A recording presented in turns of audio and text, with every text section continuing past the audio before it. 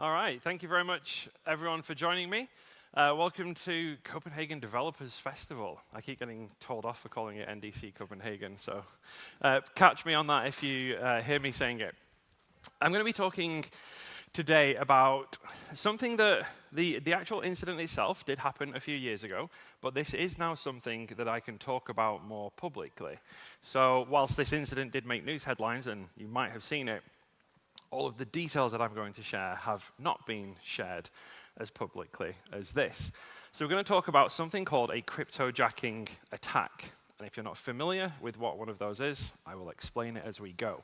But this hit that we know of over 5,000 websites all around the world. And most of those websites were government websites, from the UK, where I live, to Australia, to America, and across Europe, New Zealand.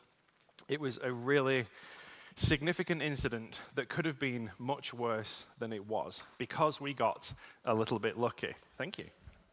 So the incident started, it was a Sunday morning in the UK, and I was just having my first cup of coffee in the morning. Wasn't planning to be doing particularly much that day, and I got a DM from a friend of mine.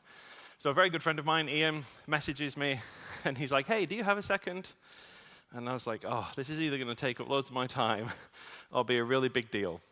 And he sent me this screenshot, and I'll show you a larger version in a minute. And he's like, any chance you could have a glance at the ICO's website? So the ICO in the UK is the Information Commissioner's Office. It's a government department responsible for data protection. And if you get a fine under GDPR, these are the people that fine you. And he'd gone to their website on a Sunday morning, because I guess he's like such a cool person and he's reading like GDPR documentation on a Sunday, and his antivirus popped up, a little warning in the top right, and I was like, golly gosh, this is not good. And he said, is it real? He's like, you know, sometimes we get false positives from antivirus programs, right? It's like, whoa, there's a virus on the page, and you know that there's not. And I was like, okay, I need to look more closely into this. So this is the page that he was on. And like I said, he was literally reading GDPR documentation on a Sunday morning. That's the bigger problem here. So I was like, no, yeah, like his antivirus program is definitely telling him there is something wrong on this page. And for those of you that may be familiar, you can already start to see from the names of some of the files up here and the URLs, JS Miner. This was CoinHive. If you're not familiar with CoinHive, we'll learn about them shortly. And I was like, okay, his antivirus program is like pretty sure there's some malicious JavaScript on this page. Let's go fishing. Let's go see what we can find in there. So I start to kind of respond to him. I'm like, okay, you know, I see the same thing. I get a warning. I have VMs with antivirus programs. I spin them up. They see the same thing. And I was like, yeah, they actually have like this CoinHive reported on their homepage. And he's like, yeah, that's what I'm seeing. I was like, okay, so now what do we do? And it's kind of like a valid question, right? He's like, well, you know, my antivirus is saying it's there, yours is. Like, what do we do? Like, now what? It's like, okay, we all agree that there's some malicious JavaScript on this page. So the first thing, I thought to myself, well, is anyone familiar with the term responsible disclosure? So it's like quite kind of a rare term to be used in normal context, but in the security world, if you see a problem with somebody's website or application or something, you can go to them and responsibly disclose it. It's like, hey, I'm a security person, I found an issue on your site, I'm going to tell you about it so you can fix it, rather than hack you and steal all of your money. Normally I would have done that, but I went a slightly different path with this one. And this is something that I was criticized for a lot at the time, because I was like, well, they've got malicious JavaScript on their site, it's a Sunday, so the government's closed, so I'm not going to be able to speak to anybody anyway. So I sent this tweet to say, look, I've gone onto their website, you can see I fired up the DevTools, we'll take a closer look in a second, and I was like, yes, this actual piece of JavaScript is on not just like the page that Ian was reading, but it's on all of their pages. Most people usually have their JavaScript dependencies the same across the whole site. It was across their whole site, and I was like, wow, this is really bad. Like, there is a government website loading a malicious JavaScript file. And then the next question is like, well, how did it get there? Right? Like, this is a pretty serious compromise if somebody's adding JavaScript tags to your production site and they're not supposed to be there. So I did a bit of research to see if I could figure out, like, how did it actually get there? Like, we know the JavaScript is there, but what is the injection point? How is it getting in? So I use some external tools that can observe websites from other places around the world. I was like, is this just something that we're seeing in the UK? Or if you load the site from a different country or a different continent, do you see the same thing I see? Because we might have geosensitive content. We might see different things. So I start loading it from different locations all around the world, and they all see the same thing. This malicious JavaScript is running on the page. And I was like, wow, this just gets worse as we go. So I used some more tools to confirm this, and I started to work back through the dependencies to see which one injected this malicious JavaScript, this CoinHive library. So eventually, I located the file that was including this dependency. And it was a simple plugin that did text-to-speech called BrowserLoud. So this immediately confirms it's not actually the government that have been hacked. You know, somebody's not broken into the government's application or figured out how to inject some code in this JavaScript. One of their dependencies has been compromised. And it's a really basic JavaScript dependency. It gives you like a little speaker icon in the corner of the page. And you can click the speaker icon and it will read the content of the page for visually impaired users. Accessibility is good. Governments have particularly high accessibility requirements. Therefore, many of the sites, as you'll see later, were government sites using this dependency. But this is what I realized. I was like, well, actually, if it's a third-party dependency that's been compromised, it's not just this site that's been compromised. It's any site that's using this dependency too. And this is when it kind of started to unravel a little bit. So I was like, oh, boy, who uses these people? So you go to their website, and you're like, OK, right, like, because people usually have, like, our customers include. And I'm like, oh, well, I can just go and see who all the other companies are that are currently hacked. And the funny thing was, they used their own library on their website. So they were also compromised, and they were running this malicious JavaScript across their entire site too. So at this point, things aren't looking good. And I was like, OK, I finally found the file. I found the injection point in their library. So this was the URL for the file that was compromised. Now, the company never really confirmed the exact vector. But our best guess, and the thing that most of us agree on, was they have their library stored in an S3 bucket that had some weak credentials on it, and somebody was able to get them somehow or figure them out, log in, and change the file. And this was what they did. Now, the comment at the top is legitimate. That was part of the original file. And then you can see the minified JavaScript starting at the bottom there. That is also original. This part in the middle is what the attackers injected. Now, if you're ever skimming through the dependencies on a site and you see obfuscated JavaScript like this, you can pretty much guarantee this isn't going to look good when you deobfuscate it. And I was pretty confident as soon as I saw this. I was like, yeah, like this is where the problem's going to start. So, of course, I have to kind of take a bit of a closer look at this. The injection point itself isn't pretty big. So I know straight away, before I've even deobfuscated this, this is just going to bootstrap additional assets, right? Like, this is not the entire payload. They're just going to have a really tiny injection in the library and then start to bootstrap their other assets in. And this, of course, is what they did. So if we take a basic look at this, now I've deobfuscated it, it's quite simple. You can see they're pulling in the CoinHive library at the top, and then they're going to start using it to do some cryptocurrency mining. And this is all CoinHive really was used for. So CoinHive was originally started, and it was proposed as like a legitimate idea. And the idea was, like everybody hates advertising and tracking, but it's how websites make money. So a website, when you go to the website, instead of serving you adverts and tracking you and doing this kind of stuff, they could load the CoinHive library and say, OK, well, when you're on my website, I'm going to borrow your CPU to mine a little bit of cryptocurrency instead of serving you adverts. So, like, we can argue about whether or not you agree with the business model, but that was the intended use case of this software. What attackers realized was, if we could do this, if we could load the CoinHive library and put our wallet in there instead of presumably the organization's wallet address, when people go to that website, they will mine cryptocurrency. But instead of sending it to the owner of the website, they'll send it to the attackers that put the JavaScript there. And this is what became the phrase cryptojacking. So now all attackers had to do was run around the internet and find a way to get their JavaScript into other websites. And of course, going after dependencies is a far higher yield. If I breach into your application and inject it, I get your application and your visitors. But if I find a popular dependency and I compromise that and inject my malicious JavaScript, you can get thousands and thousands of websites with presumably millions and millions of visitors to all mine cryptocurrency for you. Now, I was pretty confident straight away that this was not intentional. I was like, it must have been a compromise, right? Like, you know, the government haven't put a crypto miner on their own site. This company has clearly been the victim of some kind of breach, because all of this was happening in pretty much real time. So we're going through the process chronologically. Now, if you think about it, this is really the kind of start of the problem. And most people would look at this script tag and think, well, you know, like that's a pretty standard thing to see on the web, right? We probably see like 40 of these per website nowadays because we all pull in so many JavaScript dependencies. But this is what caused the attack. Like, this is the actual problem. Does anyone see a problem with this when they look at it? Does anyone see anything problematic? Yeah. Okay, so did you attend my workshop recently? No? Okay. you know the answer exactly. So the problem that we have here is this script tag basically says, go to this location, there will be some JavaScript there. Bring back the JavaScript and then run the JavaScript. And if we think about it, as much as like, yeah, there's a path and it's, you know, plus scripts, browserloud.js, like, we have no assurances what JavaScript is actually at this location.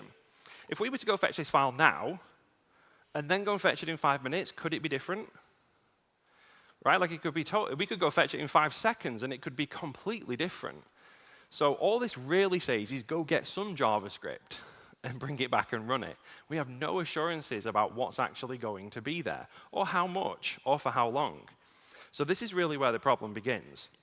Now, because I knew this script tag, I was like, okay, this is the actual script tag loading the library that's problematic. I can now go crawl the web and look for this script tag on other sites because I know what the actual problem is. So I ran my crawler, and I was like, right, go crawl the home pages of like all of the major sites out there and see if you can find an instance of this script tag. Because if they have this script tag, they have the malware. And it's like, oh, the US courts. I was like, they don't do anything important. I'm sure this will be fine, right? And it's like the student loan company in the UK. So these guys process like millions and millions of pounds of student loans to all of our students, and then repayments from those students. They're handling huge amounts of money, sensitive data and information. That's not good. Our General Medical Council in the UK, where all of our doctors and nurses are registered. I was like, whoop, there's a lot of sensitive information going through this site as well. And it just carried on. It kept going, right? All of our NHS applications in the UK were running this malware. So all of our like medical data, really sensitive information, is going through these websites. And all of these sites now are running malicious JavaScript in the page alongside all of that data. So the potential for harm here is enormous. And we're kind of lucky that so far, looking at the JavaScript that we saw, all they seem to be doing is stealing your CPU to mine cryptocurrency, so far. Now, I realized, if anyone's not familiar with Google dorking, so a Google dork is usually something that we use where it's like a particular search term in Google to identify a website that's vulnerable to hacking. So if you've never heard of this, there are particular Google queries that will usually return a list of websites that are highly susceptible to being hacked by certain vectors. So I wrote a crypto dork, Google dork, where I was like, okay, go and find all of the sites out there that have a .gov extension that are loading a crypto miner on them. And you can actually go to this right now. Like, if you open your phone and go to that address, it will redirect you to Google, run the search, and show you the current list of government websites right now that are running crypto miners. Right? Now, live. It's like, this is not historic. Like, you can go do this at any point in time. And over time, like, yes, the list has got smaller and smaller and smaller. But you can go run that query right now, and it will show you all of the government websites out there that will steal your CPU if you go to them. So the remediation has not gone well. We still have quite a problem here. But this is one of the vectors that I used to find most of the sites at the time. So as you can see, last time I took a screenshot, there's only like 1,020 sites. Back then, it was many, many thousands more. So we have made some progress. But we still have a problem. And this was all happening on a Sunday, remember. And on the Monday, I was like, okay, we need to start doing something about this. Like, who do you call? It's like, I know of thousands of government websites running malicious JavaScript. Like, what do I do?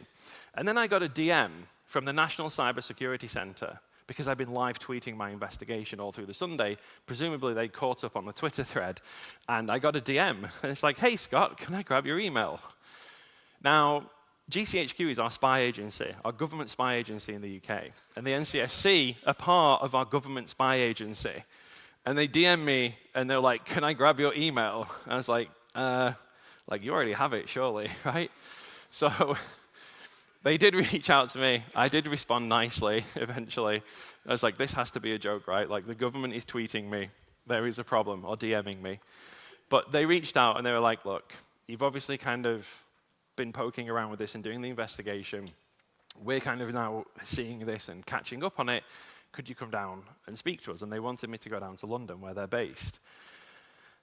I was like, sure, no problem, I guess. Like, it's a trap. It's like, are you ever doing something and you're so sure it's wrong, but you keep doing it anyway? Throughout this whole thing, I was just like, this feels so wrong. So they reached out and they were like, look, you've obviously been at the coalface, like you've done loads of the investigation. We know kind of like what's gone wrong. Like, let's come and talk about this. And I was like, okay, sure. Now, after I went down there and spoke to them, it turns out it's really, really hard to like patch thousands and thousands of government applications. Of course, the British government were only responsible for like some hundreds of them. There were like America and Australia and things like we saw as well. But even then, if you wanted to go out and quickly deploy a change to like tens and tens and tens of government sites run by different teams all around the country, that some of them that we didn't even know how to get hold of, it's like, okay, well, like, how do we remediate this quickly? Like, we really need to stop this attack now, because it is an attack, it is a breach. But like, how do you make such change so quickly? And it just turns out that they couldn't. They were like, this is not going to be a simple process. We need to rip that script tag off every single website now. Like, any time after that is not good. And the problem that we had was this script tag. It's like, well, how do we immediately solve the problem? Yes, like remove the script tag. Or because they were like, well, we can't really do that. It's going to take too long to get in touch with all the departments and do the change requests and approve them and everything else. They were like, why don't we just get in touch with the vendor? Right? Like, let's just get in touch with the vendor and be like, hey, delete this file now. Like, remove the file, please. So essentially, like, those were the two threads that were started. It was like, number one, start reaching out, seeing if you can get somebody to drop the script tag from the page. And number two, call the vendor and be like, hey, by the way, you've been breached. Please, can you go tidy up this file? Now, it turns out deleting the file was the thing that happened fastest. So the vendor got that done on the Tuesday. Like, they took a phone call. It's like, hey, it's the government. You've been hacked. Like, delete some files. Every single phone call we made, someone on the other end was like, nice try. Put the phone down. So this was just like, it's kind of funny, but at the time it was like, yeah, like, this is really difficult. Like, there's no process in place to deal with this. Like, just people keep laughing at us on the phone. So, like, we had to resolve this more long term. The short term, the vendor finally deleted the file. And, they got the original file back. And it's like, okay, in that instant, like, everything is fixed now, right? As soon as they delete the file and put the original version back, it's like, okay, we are actually fixed. Like, the problem is solved. And it's like, right, but it could just happen again tomorrow. So like, how do we actually fix the problem? So that was when we kind of shifted focus onto actually resolving the issue long term, because all of the PR people are like, this is going to be terrible, it's going to make like news headlines, we're going to look really bad. We must make sure it doesn't happen again, right? Like, it's bad enough that it happened once, we can't have it happen twice. But the big problem that we had is that that script tag is basically this. Now, there's loads of young people here, you might not know what a check is, but we used to have these things where you would write, like, I will give you $100, and then you would put your signature down here in the bottom, and then give it to someone, and they could walk to a bank and put it in the bank, and then the bank would give them $100, right? Bless her, my grandma, she still sends me these at Christmas. So this is what we would refer to as a blank check. You would take a check out of your checkbook, you would sign it, and then you would give it to someone. And then they can fill out the amount And that's the part where we start to have problems. Would you take a check out of your checkbook, sign it, and then give it to someone and let them fill out the amount? Sounds like a terrible idea because it is. You would never give anybody a blank check. But if you think about it, this script tag is a blank check for JavaScript. You're saying, give me some JavaScript, but we're not saying like how much or what JavaScript or what's it supposed to do. I mean, yeah, you could argue with like the domain name and the path, there's some kind of indication of what we want, but actually really, if you put this on your site, that's it. There are 0 guarantees of what it's going to do, how long it's going to do it for, how much of it there is, and whether it will change between now and 3 minutes from now. And this is where the problem starts. I was like, as long as you have this on your site, the same thing can happen again tomorrow. Right? This is the blank check for JavaScript. You are trusting this vendor to give you the JavaScript that you wanted, not the JavaScript that you got. And they were like, well, you know, what's the solution to this? And I never want to go, and I've just done my 2-day security workshop here at Copenhagen Developer Festival. I almost said NDC again then. And this is one of the things that we talk about. It's like, I don't want to go in and just say, okay, right, no third-party dependencies. You have to like self-host them all, or because it's not really practical advice. So I discussed this problem because the BBC got very interested in it as well. And we actually ran this kind of little TV episode, which I'll put on in the background here. And this made like national TV in the UK. And the question is like, how do we solve this? You know, like how do we fix this problem? This house looks like your computer after it's been hijacked. I love working with the media. Like, they want like matrix text on things, and they want to make it sound as jazzy as possible. To add insult to injury, your electricity bill is about to go up as you pay to power a machine that's now working hard for the criminals. A friend of mine got in touch with me on the Sunday morning and said, I've just been to the Information Commissioner's Office website, where the ICO here in the UK, our data protection body of the government. And he said, my antivirus program has thrown up this warning on the screen. And he said, this is a government website. Can it have a virus on it? So what we discovered was originally that the ICO website was running a crypto miner. So your browser would be hijacked to mine cryptocurrencies for the hackers. After some investigation, what we found was that a third-party supplier that provides them with software had been breached, and they'd included the crypto miner in that. A third-party app used by the ICO and thousands of other websites had been compromised. The malware told visitors' computers to start mining cryptocurrencies for the bad guys. And you can see before my system was doing 1 or 2 different things, and now the miner is running. Of course, the attackers are just like, give us all the CPU, right? Like, give us everything on this device, and using it to mine cryptocurrencies. You can configure a crypto miner in how much of the computer's power it will use. Now, if you're greedy and you take 100%, then someone's computer or phone or tablet will slow down. And you will notice that when you try to do things, it's not responsive, it hangs. What they've done in this case is they'd only configured it to use up to 60% of the power of the device. So it would use a lot of it. So again, the average user may never have known that it was there and that it was running. Scott showed me how they could have stolen visitors' data. So why didn't they? So what I've set up here is something that the attackers could have done. I've given myself the same level of access they did. And you'll notice that the Information Commissioner's Office website has a username and password field. So if you just go ahead and type something into that field, and already, if you look at the information being sent to my device here. God.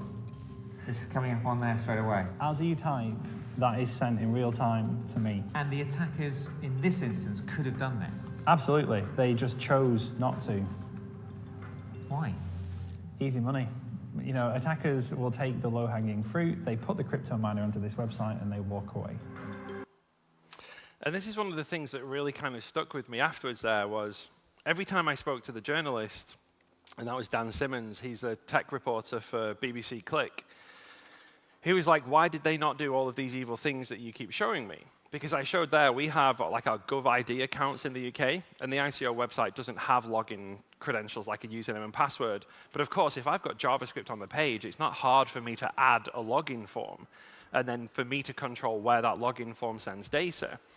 And some of the other examples that I gave, because I use my proxy to intercept the traffic and inject my malicious JavaScript into the page, and then I wrote a few different JavaScript payloads. One of them was the one that you saw. Another one of them, and they just wouldn't put it on the TV, I created just like a black and yellow slashed banner across the top that said Prime Minister assassinated.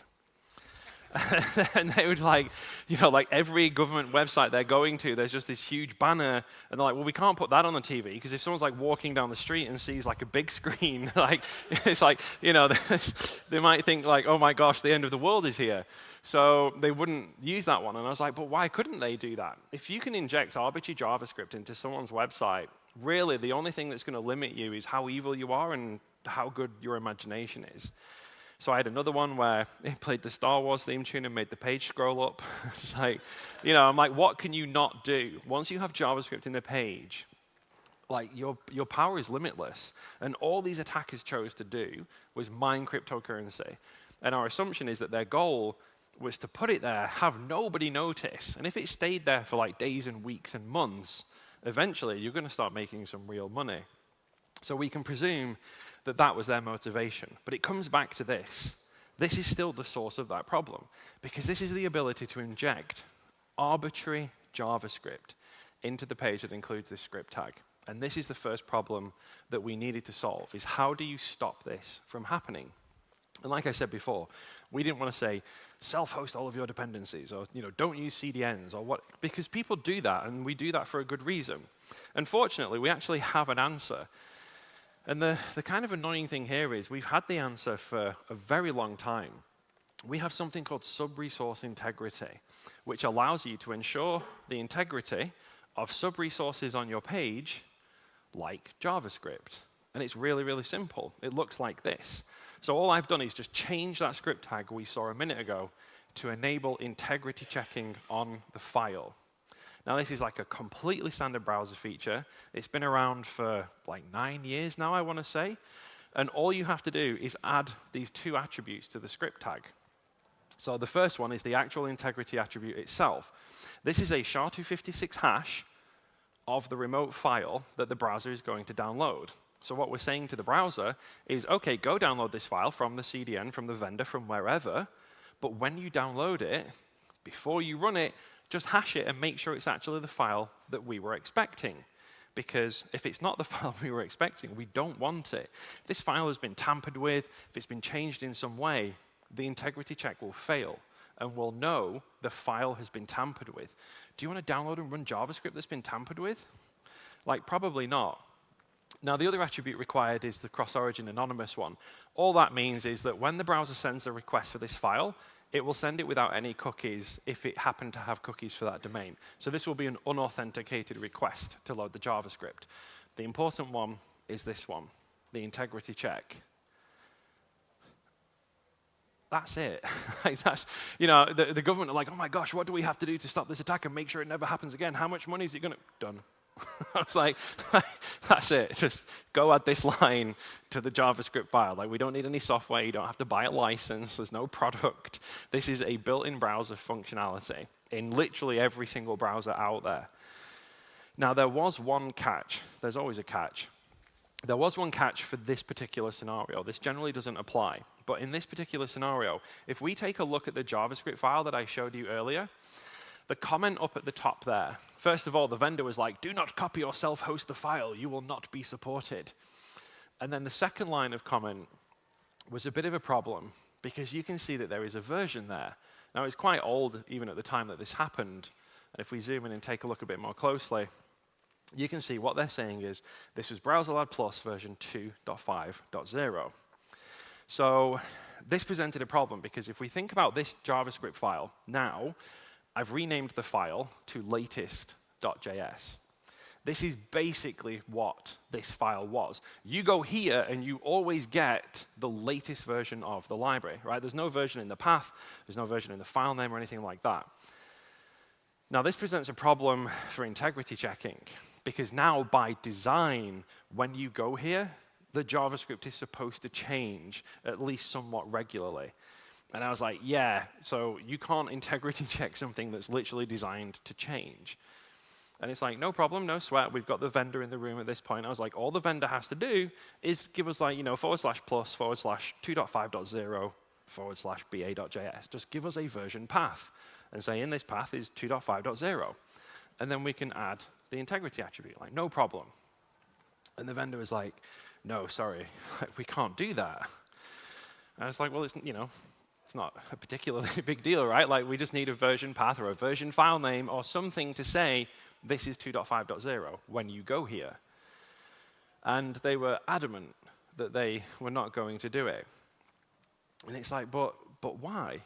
And they said, well, if you go here and pull the latest version like this, if we bump the version, excluding CDN or browser cache, everybody basically gets updated immediately.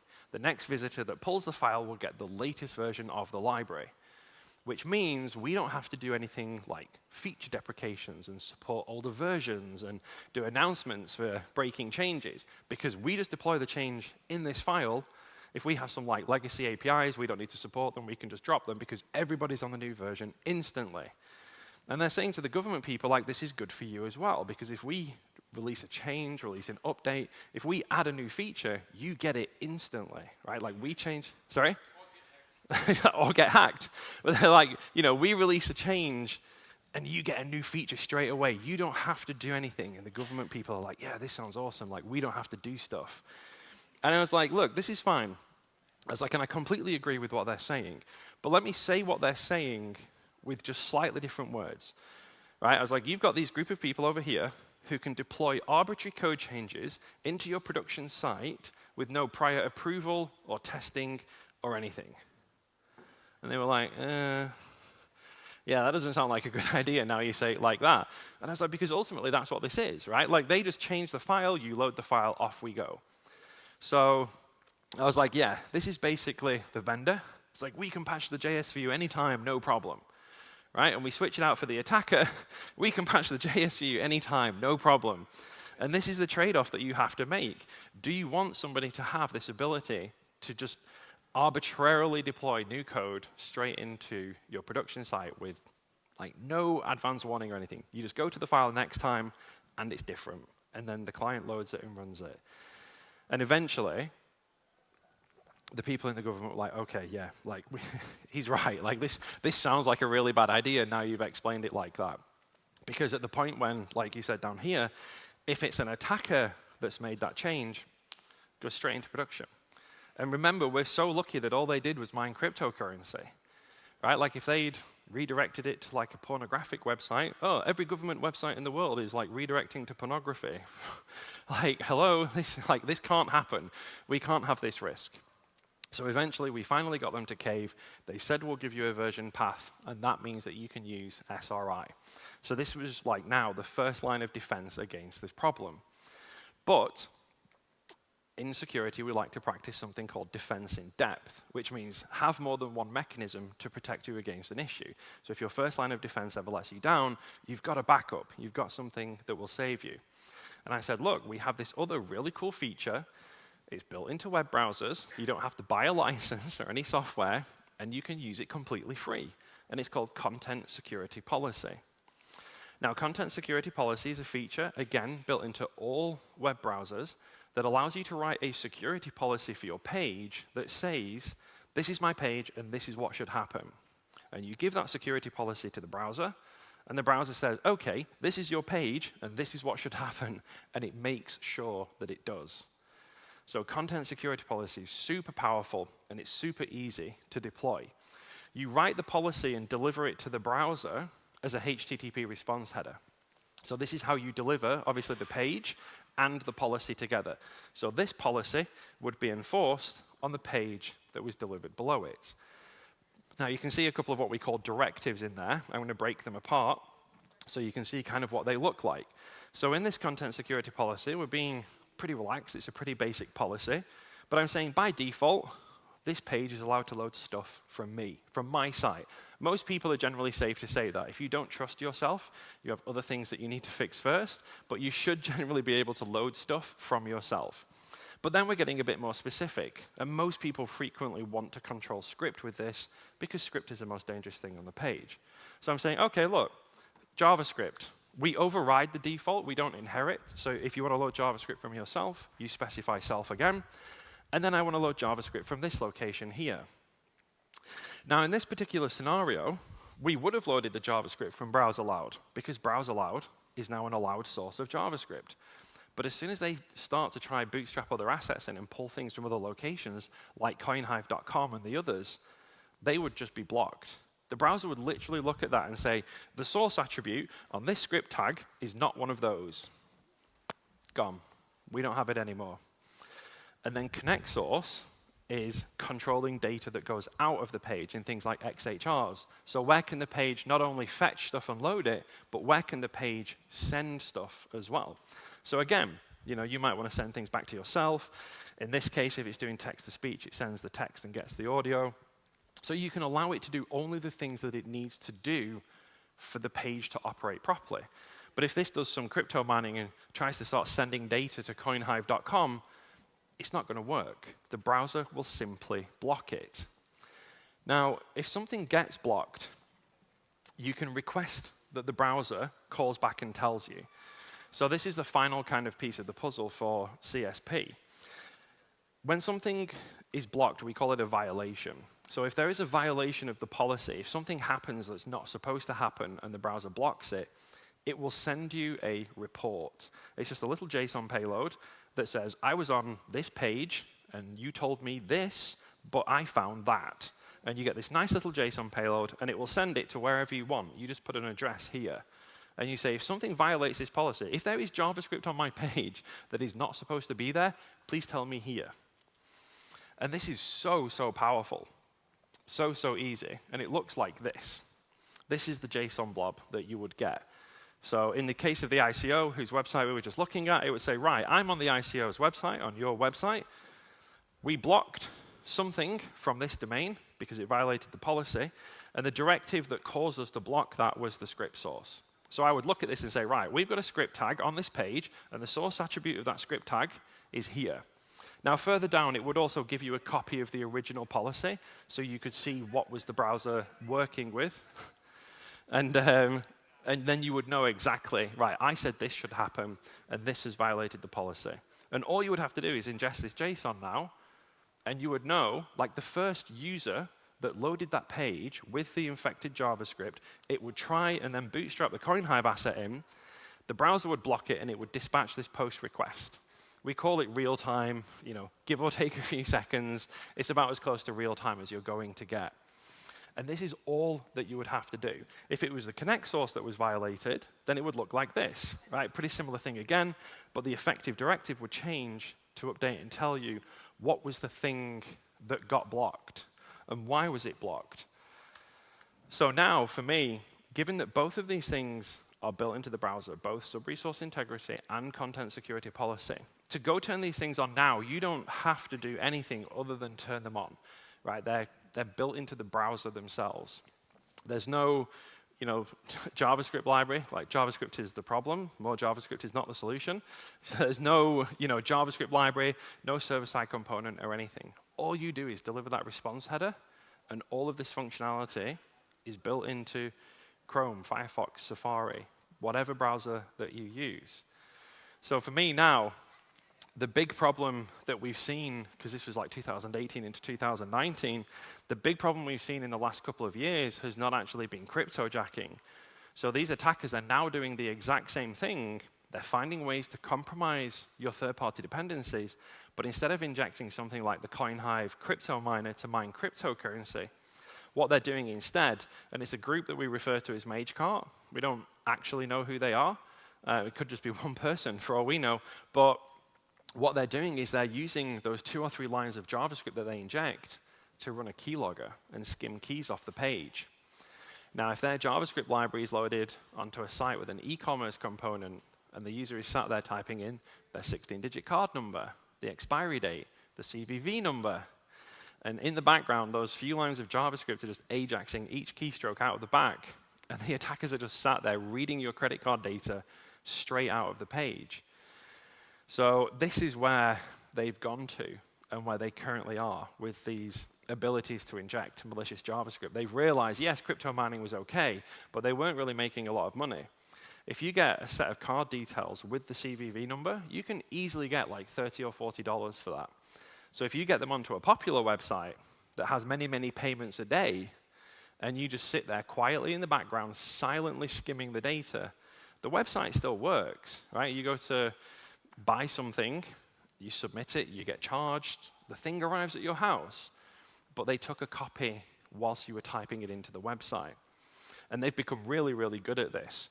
And unfortunately, this has now become their real primary focus.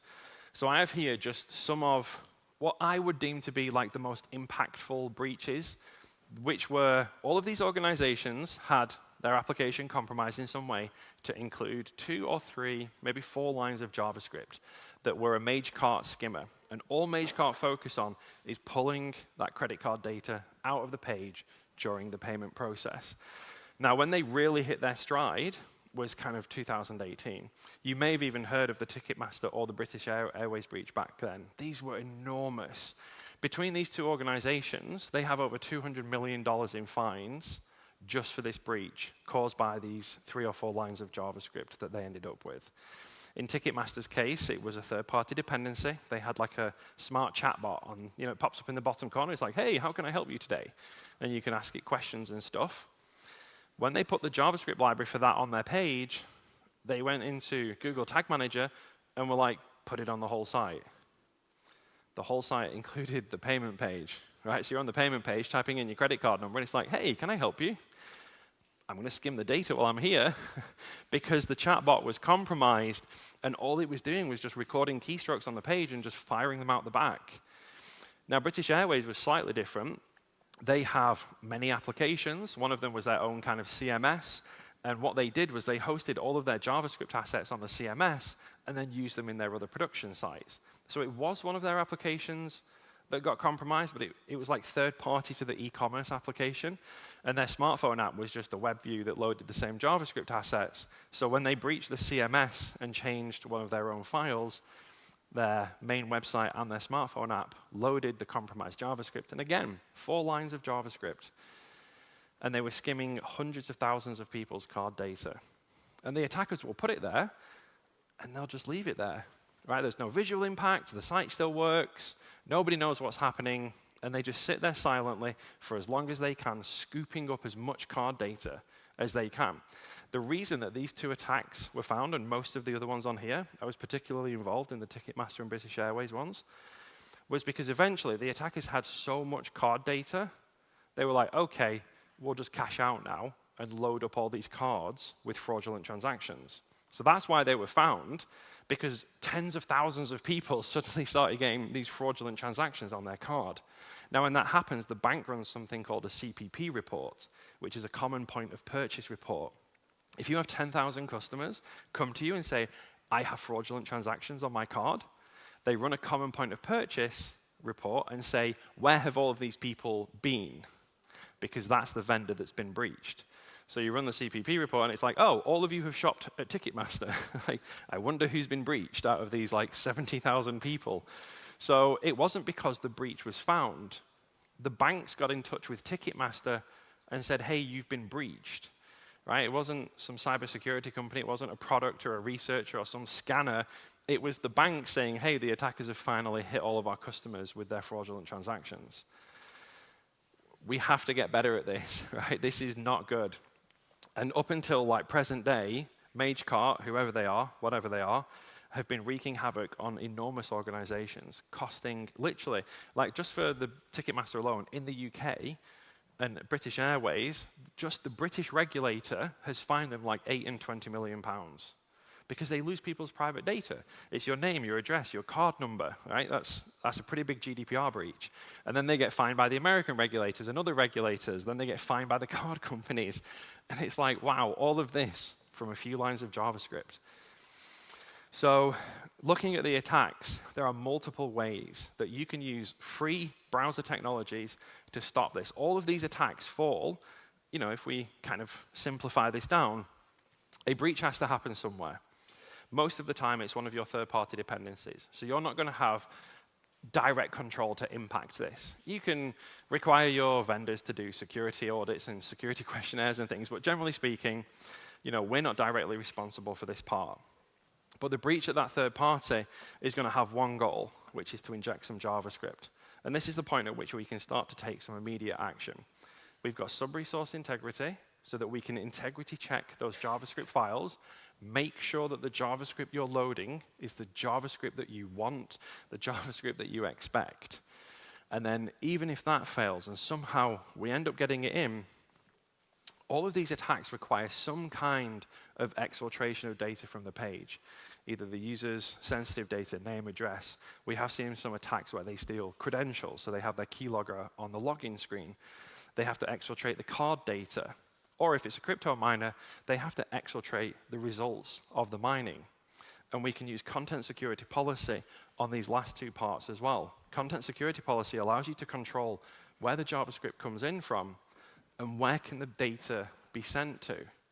If an attacker gets JavaScript into your page, but they can't send the user's data somewhere, and it just stays in the user's browser, there's not been a breach, right? The attackers haven't got their hands on the data. So even if we fail at these two and get here and still stop it, there's still not been a breach.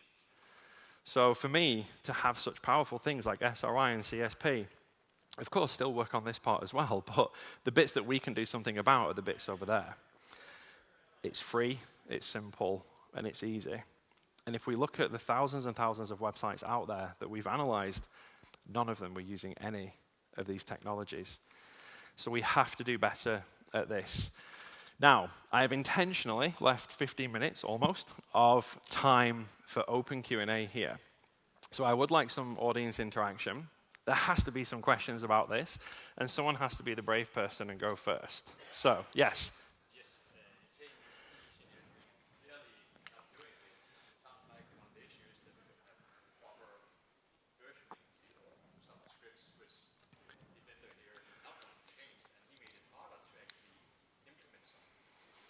So the browser-allowed vendor one in this case?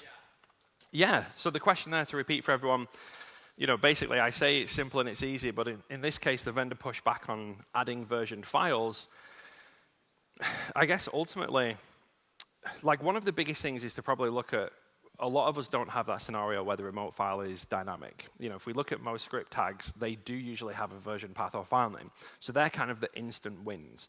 And in my experience, that's also the majority of external JavaScript that we load. So I think even just to get started on that bit would be really, really good. But you are correct. There are, even to this day, there's big vendors that I push back on. And we have this problem right now with one of them where they require us to load a script tag that is dynamic by nature. So in that scenario then, the only question that you need to ask yourself is, do I need to load that script tag on my login page, on my payment page, right? If it's a little AI chatbot widget, do I really want that on the same page as my customer's credit card data? If I'm a medical website and they're logging in to read their medical report, do I need an AI chatbot on this page, or can I just put it on all the other pages? So even if you are stuck in a scenario where something like SRI isn't available because of a decision like that forced on you, you can still reduce the scope of where that JavaScript is. And therefore, if that JavaScript is compromised, what is the potential for the attack? So we do still have some options. It's not the ideal option, but if that's forced upon you, then that's what I would do. Yes? Yeah, the virus scanner that actually detected this incident, Yeah. had some knowledge about before you had it. Isn't there some sort of obligation for the virus scanner companies to inform the authorities about that? Because they would have been able to do the scan as you did throughout the Okay. So the question there for the crowd was, the virus scanner notification that I showed right at the beginning, obviously they knew something. They knew this JavaScript was bad, so when they saw it, they said, this is bad. Should they have notified the authorities or basically done something more than give that alert, I guess is what you're getting at. So, I guess they could. I've never seen anything like that either before then or since then. One of the biggest problems that I would have in that scenario is the frequency of false positives, which is why I did a little bit of investigation myself right at the start. I didn't just see that and think, this is true. I saw it and I was like, I'm going to go do some poking around in the dev tools first, because personal experience, false positives are quite common. I don't know if they should do more than that. I don't know or even if there would be a process for them to reach out to law enforcement. And in this case as well, if they're a virus scanning product like that, they could be installed on any endpoint in any country, and how would we impact that on a global scale? So I don't know if they could or if they should. Yes, here in the middle.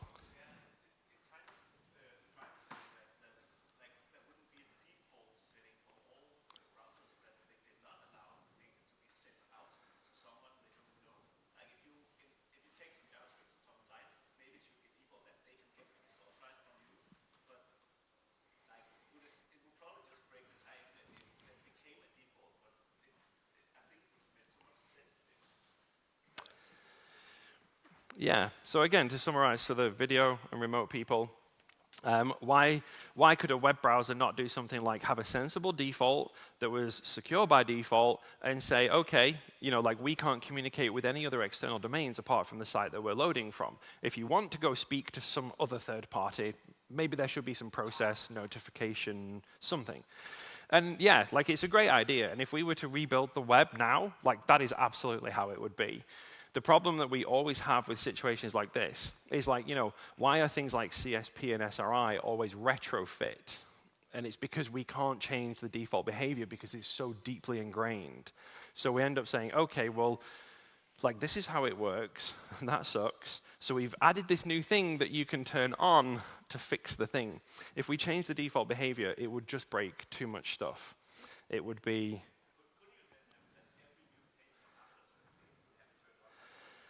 Yeah, maybe we could draw some line in the sand like that and just say, after this day, tough, you're just going to have to do one of these things. One of the common comparisons I draw here, though, is our efforts to try and migrate the web to HTTPS, which was a really big thing from like 2013 onwards after the Snowden revelations. Everybody really understood the problem and was like, hey, we do all this like, sensitive information and private stuff and messaging and communication online. It should all be encrypted so other people can't see it. And that effort's still ongoing now. And I think that was a way bigger impact. And if we look at how big that was by comparison and still how we're fighting that fight, when I look at something like this that's comparatively smaller, I think we're never going to have the effort. We're never going to be able to achieve that. A little bit doomsayer there, actually, but that's what I think.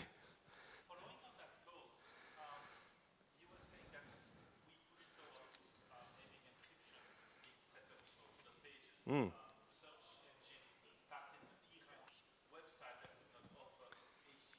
Yep.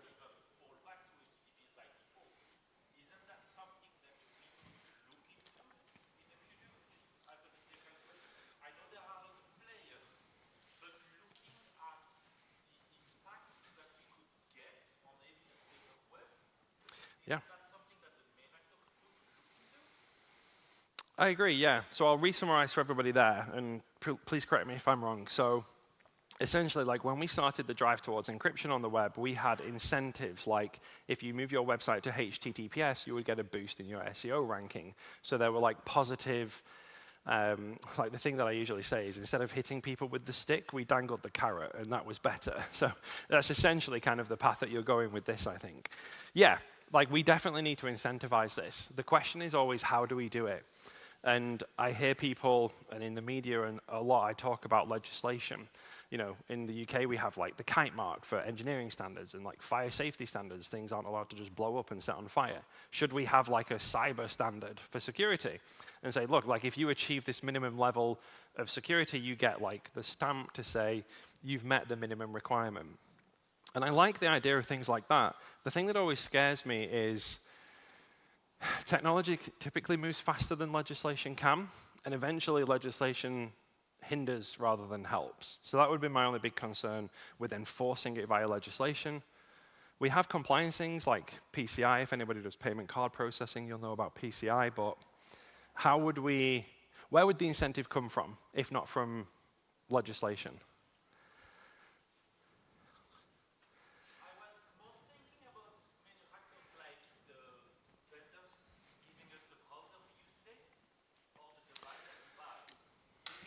Oops.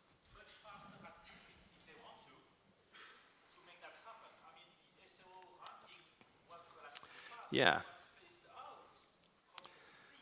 I think this nicely ties into the question from the back as well around, yes, maybe the browsers, like certainly the larger browsers like Chrome, Firefox, Safari would have the effort to push something like this. But given that they've just burnt all of their capital on pushing HTTPS, we also have to be careful that they don't try to do too much too fast. And I think these things would also probably, I don't know, they just don't have the same impact as encrypting the web did if we were to put them side by side. Any more questions? Just got enough time for one more. Yeah?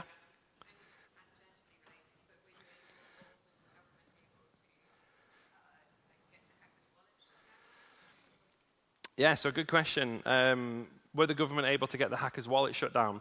So because of the way that Monero works, no, you can't do that, unfortunately.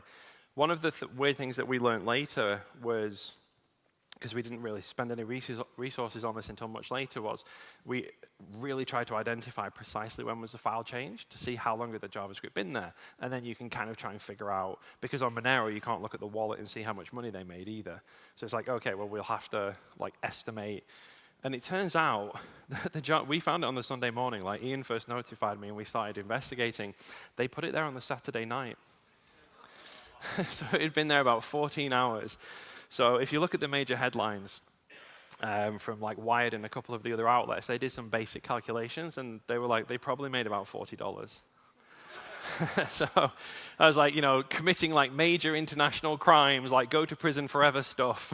And they got like probably $40 out of this. I'd have just given them that and done something else. All right, is there one more question? Go ahead, sorry. Yeah, so if you run that Google Doc now, that script tag is literally still on some websites out there. I don't know if they were all part of the same attack, because the Google search is just looking for the presence of the script tag, not how it got there. But there are definitely sites out there, if you run that Google Doc, that are still trying to load that script tag. Now, the really funny thing is, does everyone know Troy Hunt that runs Have I Been Pwned? He now owns the coinhive.com domain. A little bit dodgy if you ask me. So he now controls the JavaScript that loads when you load any JavaScript from coinhive.com. So yeah, if you go here and run this crypto doc, it will show you the sites with the script tag, but it's not necessarily from the same attack that we investigated. But they are still there. That's live right now. You can go check it.